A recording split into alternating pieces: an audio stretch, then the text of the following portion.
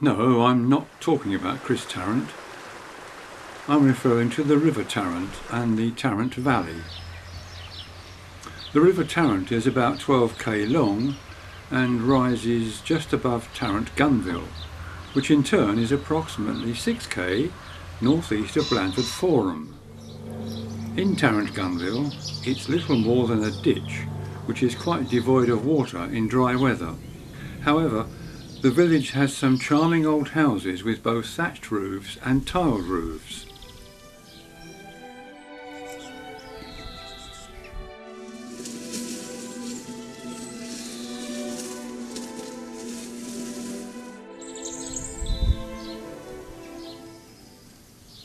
The village church of St Mary's is a Grade II listed building, with parts dating back to the 16th century. The roof over the nave is known as a tie beam roof, and the kneelers represent many hours of patient tapestry work by dedicated church volunteers.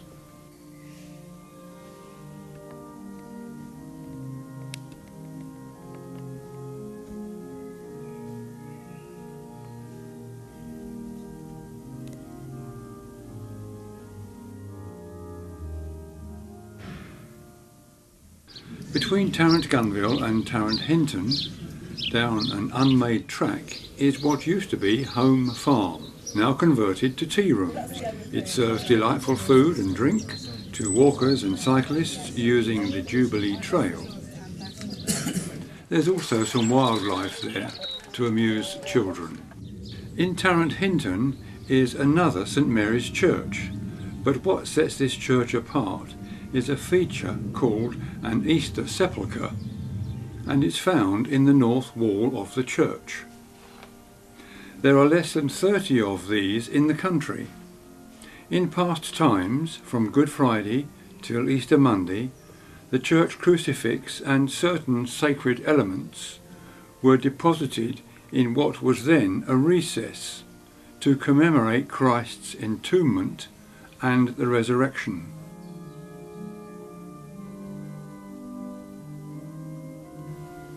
A church has stood here since the 13th century, but the present church, built of flint and green sandstone, was last restored in the 1800s.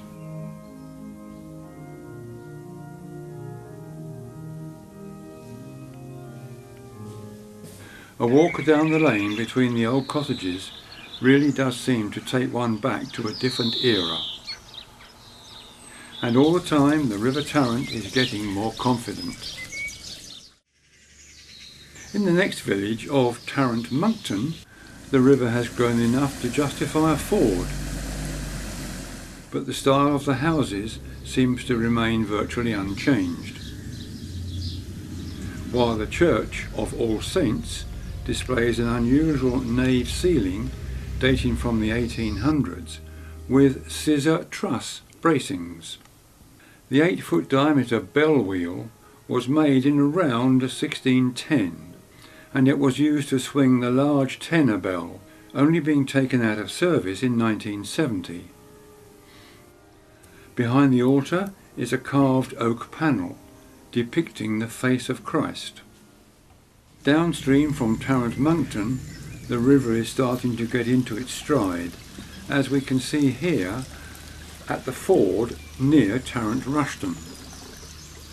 The Tarrant Keenstone Church of All Saints is yet another Grade II listed building, where the tower dates back to the 15th century, while the remainder of the building is from the 19th century, built by T.H. Wyatt. But the interior is considered uninteresting. Whilst there are some old buildings in the village, they tend not to be accessible, and perhaps the most recognisable building in Tarrant Keenstone is the True Lover's Knot. Meanwhile, the Tarrant remains a delightfully clear Dorset chalk stream. The Church of St Mary's in Tarrant Crawford dates back to the 15th century and has had many additions and restorations during the last 500 years or so. The roof is what is called a wagon roof structure, and on the walls are a series of 14th century paintings, apparently designed, among other things, to instruct parishioners as to how they should lead their lives. It's now a Grade 1 listed building and is all that remains of Tarrant Abbey. Just below Tarrant Crawford, the river finally, and rather ignominiously, joins the River Stour. Just beneath that overhanging blackthorn with its shower of white blossom.